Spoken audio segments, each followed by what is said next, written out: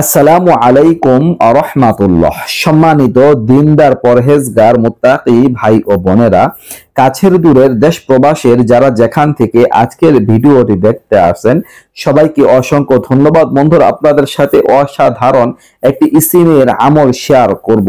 এই ইসিমের আমলটা যদি করতে পারেন, যাদের সন্তান হয় না, সন্তান না হওয়ার সমস্যা আছে, এই সমস্যার সমাধান এই ইসিমটা করে দিবে ইনশাআল্লাহ।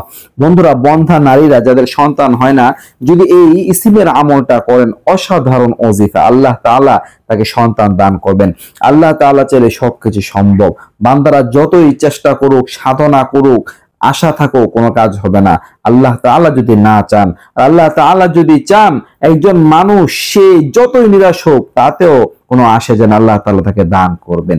তো দর্শক, আপনারা এই ইসিমের আমল করতে পারেন। ইসিমটা কি অসাধারণ! আল বারিউ, আল বারিউ। দর্শক, এর অর্থ হচ্ছে প্রাণদাতা। তো কোনো বন্ধা নারী যদি 7 দিন রোজা রাখে এবং পানি দ্বারা ইফতার করার পর 21 বার আল বারিউল মুসাউবির পাঠ করে, আল বারিউল মুসাউবির পাঠ করে, তাহলে তার পুত্র সন্তান লাভ হবে ইনশাআল্লাহ। পুত্র সন্তান লাভ হবে।